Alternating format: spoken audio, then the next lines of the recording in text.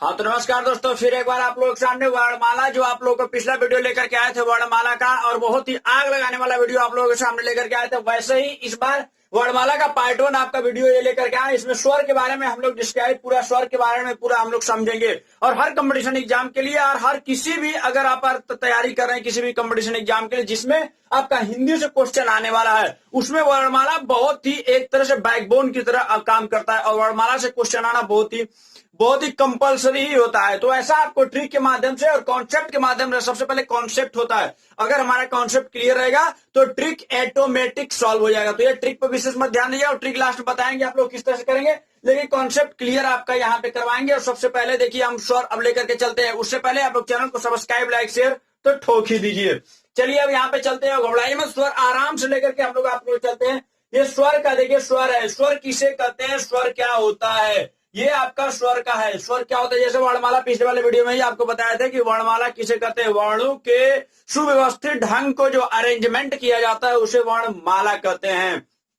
और वर्ण किसे कहते हैं, जो भाषा के सबसे छोटी ध्वनि को वर्ण कहते हैं। जो भी सबसे छोटी ध्वनि वही वर्ण कहते हैं। और ये उसी ध्वनि का एक पार्ट है, उसी ध्वनि का ये दूसरा वाला आपका, जैसे कि वो उसी छोटे ध्वनि को ही 2 भागों में बांटा गया है। जब वर्ण वही है, जब छोटी ध्वनि, तो उन्हीं को 2 भागों में बांटा गया है, एक स्वर और एक व्यंजन। जो उसको व्यंजन को अगले वाले वीडियो में हम लोग कंप्लीट करेंगे। ठीक, तो हंसते खेलते हुए मुस्कुराते हुए हम लोग चलते हैं। यहाँ पे जो स्वर का देखिए टोटल स्वर कितने हैं, अ, आ, ई, बड़ी, छोटी, छोटाऊ, ऋषि, एड़ी, ऐनक, ओखल, औरत, अंगूर, अह, जैसे हम लोग यहाँ पे कंप्लीट करते हैं। डिफरेंट तरीका, हर तरह का अलग अलग आप लोग इसको रीड करते होंगे, पढ़ते होंगे। तो देखिए ये किसे कहते हैं, स्वर किसे कहते हैं, स्वतंत्र रूप से बोले जाने वाले वर्ण को स्वर कहते हैं। जो स्वतंत्र रूप से किसी का सहारा नहीं लेता है, वो वर्ण जो सबसे छोटी ध्वनि है, वो जो किसी का सहारा नहीं, अकेले जो स्वतंत्र रूप से बोला जाता है उसे स्वर कहते हैं। यही 13 आपका स्वर है, यहां से लेकर के यहां तक।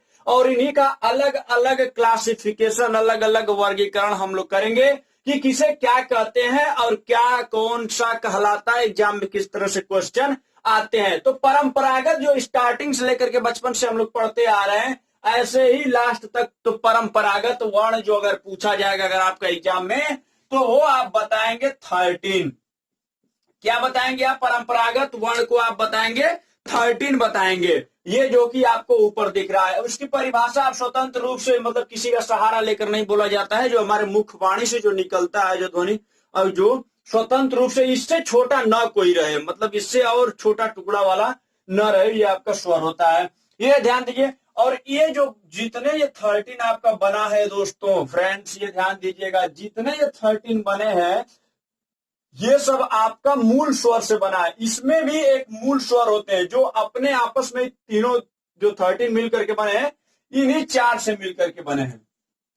किससे मिल करके बने हैं, इन्हीं 4 से मिल करके जो बने हैं, जिसे मूल स्वर या ह्रस्व स्वर कहते हैं, जिसे ह्रस्व स्वर या मूल स्वर कहते हैं। ये 4 है, ये अ और ये छोटी ई और ये छोटा और ऋषि वाला, ये वाला जो होता है री वाला, ये इन्हीं से मिल करके, ये 4 से ही मिल करके पूरा ये बने हैं। अगला वाला उच्चारण के आधार पर, उच्चारण जो हम लोग उच्चारण करते हैं इनके आधार पर और भी क्लासिफिकेशन आपका करेंगे, सब अच्छे से बताएंगे डायग्राम के माध्यम से।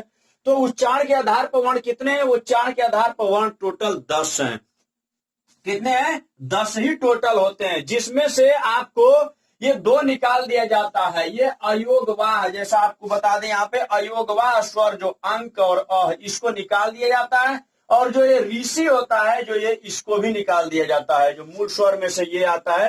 तो ये आपका उच्चारण करने में इतने ही स्वर, क्योंकि उच्चारण जो ऋषि री, तो र व्यंजन पे चला जा रहा है, जो उच्चारण हम लोग कर रहे हैं र व्यंजन पे चला, री, र और ई वाला आ जा रहा है। तो देखिए इसी से मिल रहा है, इसीलिए हम लोग उसको निकाल देते हैं। उच्चारण की दृष्टि से ये इसमें नहीं रहता है, ये आपका इतने स्वर, इसको आप देख लीजिए। अब अगला वाला आपके मन में आता है कि ह्रस्व स्वर किसे कहते हैं, जो कि हम सबसे पहले यहाँ पे बताएं। मूल स्वर मतलब जिससे बने हैं, बाकी स्वर जितने हैं ये जिससे बने हैं उसे मूल स्वर कहते हैं, जैसे, ठीक ना। वही आपको बताते हैं ह्रस्व स्वर किसे कहते हैं। तो ह्रस्व स्वर ध्यान दीजिएगा, ह्रस्व स्वर किसे कहते हैं, जिन स्वरों के उच्चारण में, ध्यान दीजिएगा, इधर ध्यान रहे कहीं और नहीं, जिन स्वरों के उच्चारण में कम समय लगता है। जो हम लोग जो बोलते हैं, ये पूरे स्वर ऐसे हैं, सबको बोलते हैं हम लोग, स्पीक करते सबको बोलते हैं, लेकिन इनमें से वैसे स्वर जिनका उच्चारण करने में कम समय लगता है, जो हमें बोलने में बहुत ही जल्दी बोल लेते हैं। चलिए आइए प्रैक्टिकली करके देख लेते हैं। देखिए आ में ज्यादा टाइम लग रहा है। अ बहुत जल्दी हम बोल दे रहे हैं, जैसे आ थोड़ा ज्यादा टाइम लग रहा है ना, तो ये आ वाला नहीं होगा आपका, ये अ वाला होगा, जैसा कि हम आपको बताएं। अगले वाले पे चलते हैं। ये वाला 2 आपका ग्रुप कंप्लीट हुआ। ई बड़ी, ई बड़ी ऐसे ही देख लीजिए, हम इसको जब भी बोलते हैं तो इसको बड़ी ई ऐसे करके बोला जाता है। तो ये आप लोग का ये ऐसा ये वाला हो जाएगा, ये छोटी वाली हो जाएगा। हर्ष जिसको कम समय। ऊ बड़ा ऊ बड़ा ऊ, ऐसे ऊ वाला को देखिए छोटा, बहुत ही कम समय लग रहा है। तो ये वाला आपका री मतलब ऐसे इसको री। अब ए आए ओ ऐसे करके उन सब में ज्यादा टाइम लग रहा है, तो ये री। तो ये आपका इन सबको हर्ष स्वर या मूल स्वर भी कहते हैं, स्टार्टिंग में ही हम आपको बताए थे। तो वही आपका ये हो जाएंगे हर्ष स्वर। ठीक, अगले वाले पे अब चलते हैं हम लोग, जो कि मतलब कम समय लगता है। अगला आपका है दीर्घ स्वर, किसे कहते हैं? दीर्घ स्वर देखते हैं, मेजर ग्रुप है जो स्वर आपको है ना, जो आपका टोटल स्वर है उसका ये मेजर ग्रुप है। और भी बहुत सारे ग्रुप हैं, जैसे पश्च स्वर किसे कहते हैं, मध्य स्वर क्या है, प्लुत स्वर क्या है, ऐसे आगत स्वर क्या होंगे, वो सब ऐसे करके सब आपको बताएंगे कि ये कौन कौन से स्वर किस तरह से आएंगे। तो ये देखिए दीर्घ स्वर किसे कहते हैं। दीर्घ स्वर आपका जो मेजर ग्रुप 2 ही डिवाइड में पूरे, पहले तो एक ग्रुप में इनको मेजर ग्रुप हम लोग बांट देते हैं, हर्ष स्वर और दीर्घ स्वर में। जिन स्वरों के उच्चारण में ध्यान दीजिएगा, जिन स्वरों के उच्चारण में ज्यादा समय लगता है, मतलब हर्ष स्वर की अपेक्षा जिन स्वरों में के उच्चारण में ज्यादा समय लगता है, उन्हें दीर्घ स्वर कहते हैं। उन्हें क्या कहते हैं? दीर्घ स्वर कहते हैं। ये आपका दीर्घ स्वर क्या है? ये आपका आपका आ देखिए हम बताए थे, ये आ, बड़े, बड़ाऊ, ए ओ, ये सब आपका दीर्घ स्वर है। क्यों? क्योंकि इनमें ज्यादा टाइम लगता है। इनको जब उच्चारण करेंगे हम लोग तो ज्यादा टाइम लगता है। और देखिए अगला वाला आपका जो लास्ट वाला हम बताए थे, अंक और अ, इसको परंपरागत तो है, लिखने के आधार पर तो लिखा जाता है 13, लेकिन जो हम आपको बताएंगे टोटल 10 ही स्वर होते हैं। एक्चुअल जो मूल जो इनसे स्टार्टिंग होता है, तो ये 10 जो स्वर होते हैं, उसमें से आपका 2 वाला तो ये अयोगवा है और एक ये री वाला है, एक ये आपका ये री वाला है। तो ये 2 अयोगवा स्वर कौन सा हो जाएगा आपका? अंक और ये अयोगवाह स्वर होगा। तो ये देखिए, तो मेजर बहुत ही पॉपुलर आपका है, जो क्लासिफिकेशन उसके आधार पर किए हैं। और भी हम आपको अर्ध संवृत, ऐसे विवृत, अवग, पश्च जो भी है, ये सब अभी आपको इनका हम ग्रुप करके अलग करके हम ये बता रहे हैं कि ये इनका इस तरह से कैसे क्लासिफिकेशन, वर्गीकरण किस तरह में अब हम लोग अलग अलग डिवाइड करेंगे। जैसे एग्जाम में आपका पूछ सकता है आवृतमुखी, वृतमुखी, संवृत, विवृत, मतलब इनके सबके अलग अलग आपका जो ध्वनि ही है, तो ध्वनि के निकलने का माध्यम जैसे आपके जो मुख से निकल करके बाहर आता है, जैसे लैंग्वेज होता है, जैसे उसको किस किस परिस्थितियों में किस किस माध्यम से निकलता है, वही वाला हम लोग यहाँ पे 6 भागों में इसका क्लासिफिकेशन हम वर्गीकरण करके आपको बताएंगे, जिसमें से अभी 4 है, बाकी इनके बाद में इरेज करने के बाद उसको हम यहाँ पे आपके सामने पेश करेंगे। तो आप यहाँ पे देखिए, पहले उच्चारण के आधार पर पहला वाला हम आपको बता दें, उच्चारण के आधार पर इतने जो स्वर हैं, इसमें से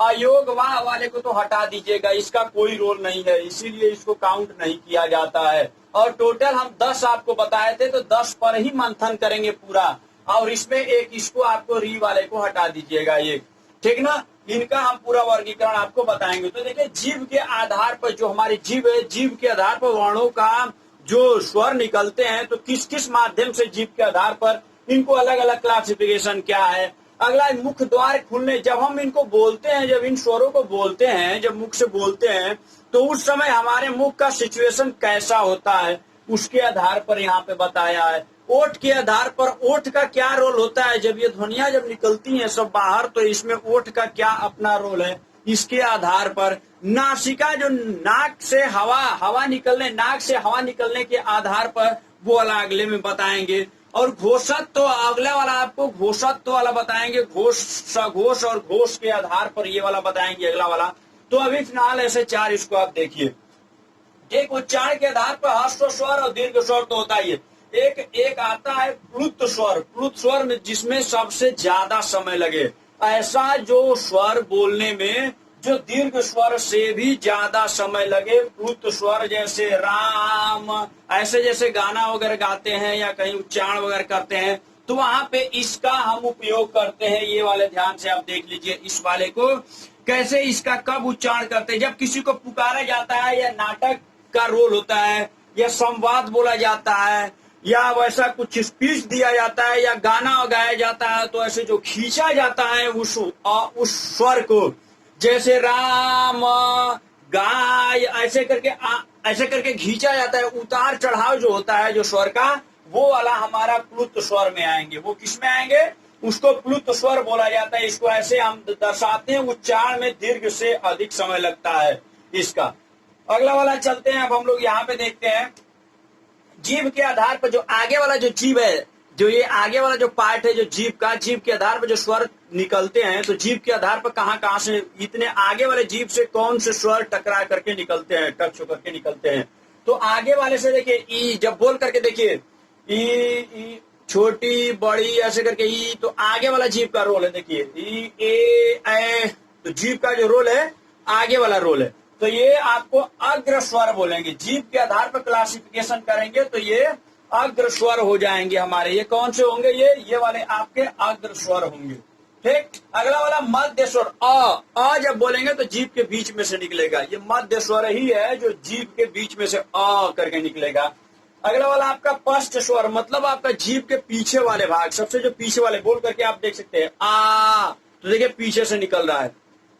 अभी मेरे साथ उच्चारण करिए, अभी मेरे साथ बोलिए आप, तभी आपको पता चलेगा, इनका अच्छे से पूरा कॉन्सेप्ट क्लियर होगा, क्यों इनको किस तरह से डिवाइड किया गया है, क्या क्लासिफिकेशन वर्गीकरण क्यों कराया गया है। आ उ, अच्छा ऊ ओ औ आ, ये वाला देखिए, ये वाला एक आपका आ गया, इसे आगत स्वर बोलते हैं। ये वाला देखिए आपका आ गया, इसको हम लोग आगत स्वर बोला जाता है। जैसे कॉलेज, जैसे आपका है देखिए यहाँ पे कॉलेज, तो ये लगाया जाता है। ठीक ना, तो इसलिए हम लोग इसको क्या बोलते हैं, ये आगत स्वर बोलते हैं। ये वाले को आगत स्वर, इसमें भी है, इसमें भी है, इसमें भी है, तो ये आगत स्वर बोला जाता है। अयोगवा वो वाला हो गया। ठीक ना, ये देखिए इसका पश्च स्वर। अगला वाला मुख द्वार खुलने के आधार पर, मुख द्वार खुलने के आधार पर इनका वर्गीकरण देखिए। मुख द्वार मतलब विपरीत, जिसमें किसमें ज्यादा मुख खुला रहता है, मतलब पूरा एक तरह से ओपन, एक तरह से विपरीत वाला वो है जिसमें मुख पूरा आपका खुला रहता है। अर्ध विपरीत वो है जिसमें मुख आपका आधा खुला रहता है, पूरा नहीं खुला रहता है, जिसमें आधा आपका खुला रहता है। संवृत वो वाला है जिसमें आपका एक तरह से पूरा आपका मुख क्लोज रहता है। ई मुख एक तरह से पूरा आपका क्लोज रहता है। अर्ध संवृत में मतलब आधा आपका क्लोज रहता है, ये वाला पूरा क्लोज न होने का आधा आपका इसमें क्लोज रहता है। तो ये इसके आधार पर इनका डिवाइड किया गया। देखिए विपरीत वाले में आएंगे, आ वाले स्वर को हम लोग क्या बोलेंगे, विपरीत भी बोलते हैं। इसको ध्यान दीजिए, एग्जाम में डायरेक्ट पूछता है। ये बेसिक हम कंसेप्ट आपको बता रहे हैं, तो बहुत ही धांसू आग लगाने वाला वीडियो आपका है। और लाइक तो आप ठोक ही दीजिए और सब्सक्राइब तो कर ही दिए होंगे। ठीक ना। अर्ध विपरीत ये वाला आपका, ये अर्ध विपरीत इतने अ ए ओ आ और आगत वाला है। संवृत वाला है देखिए ई उ। अर्ध संवृत आपका ये वाला है। अगला वाला देखिए, आपको अगला वाला हम बता रहे हैं ओठों के आधार पर। ओठों के आधार पर इनका जो उच्चारण होता है, ओठ के आधार पर कैसे होता है इनका उच्चारण। अवृत मुखी, अवृत मुखी मतलब ओठ का जो गोलाकार बनना। वृत्त मतलब क्या होता है, गोल। वृत्त होता है जो, उसके अवृत मतलब गोल ना बने। इसमें ऐसे ये वर्ड हैं जिसमें आपका ओठों का जो मुख का गोलाकार नहीं बन पाता है, उस वाले में अ आ ए। ओठ का जो, ओठ से संबंधित ओठों का गोलाकार नहीं बन पाता है। लेकिन देखिए वृत्त मुखी, इसमें ऊ देखिए ऊ बोल रहे हैं तो गोल बन जा रहा है ना ये अंदर, ऊ ओ ऐसे बोल दे रहे, देखिए ओ बोल रहे हैं यहाँ पे, ओ आ देखिए गोल बन जा रहा है। ये ओठ जो है इसका पूरा गोल बन जा रहा है। हमारे कैमरामैन है साहब, उनको भी दिखाई दे रहा है, तो वो भी देख रहे हैं। ठीक ना, ऊ ओ आ बहुत ही अच्छे से दिखाई। तो इसको भी देखिए, वो भी हमारे साथ बना रहे हैं, ओ आ ओ वो भी कर रहे हैं। तो आप लोग भी करिए, तभी समझ में आएगा, पूरा कॉन्सेप्ट क्लियर होगा। ठीक ना। तो ये आपका ये अवृत मुखी वाला हो गया। ये कौन सा है? तो ये 4 आपका बहुत ही मेजर क्लासिफिकेशन है, और सघोष और अघोष वाला भी अभी आपका है, और नासिका अनुनासिका वो वाला आपका 5वां और 6वां वाला है। तो इसको आप स्क्रीनशॉट ले लीजिए, और इसके बाद अगला वाला वीडियो आपको हम ऐसे प्रोवाइड करेंगे, उसमें और भी बेसिक धांसू पूरा ट्रिक के साथ बताएंगे। और कॉन्सेप्ट बहुत जरूरी है, क्योंकि कोई ट्रिक नहीं है, अगर आपका कॉन्सेप्ट अगर समझ में आ गया तो कोई ट्रिक इसका काम नहीं करेगा। तो ऐसे आप स्क्रीनशॉट इसको ले लीजिए और बने रहिए और सब्सक्राइब करके ही जाइएगा।